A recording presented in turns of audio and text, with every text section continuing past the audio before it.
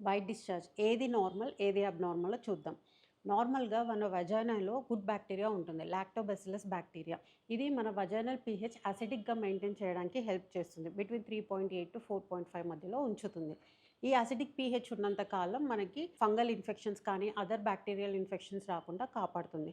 కొంతమందిలో కొన్ని conditions like diabetes వల్ల కానీ, లేకపోతే ఇమ్యూన్ పవర్ తక్కువున్నా, ప్రెగ్నెన్సీ, యాంటీబయోటిక్ యూసేజ్ ఎక్కువున్నా, లేకపోతే ఫ్రీక్వెంట్‌గా ఈ వజైనల్ వాషెస్ యూజ్ చేసే వాళ్ళలో ఈ యాసిడిక్ పీహెచ్ కాస్త ఆల్కలైన్ పీహెచ్‌కి మారుతుంది. అప్పుడు ఇన్ఫెక్షన్స్ వచ్చే ఛాన్సెస్ ఎక్కువగా ఉంటాయి. సో, నార్మల్‌గా మనకు పీరియడ్స్ 10-15 డేస్ మధ్యలో అంటే ఓవులేషన్ టైంలో కొంచెం వైట్ డిశ్చార్జ్ అవుతుంది. అది నార్మల్. అండ్ పీరియడ్స్‌కి 1 వీక్ ముందు కొంచెం థిక్ మ్యూకాయిడ్ డిశ్చార్జ్ అవుతుంది. ఇది కూడా నార్మల్.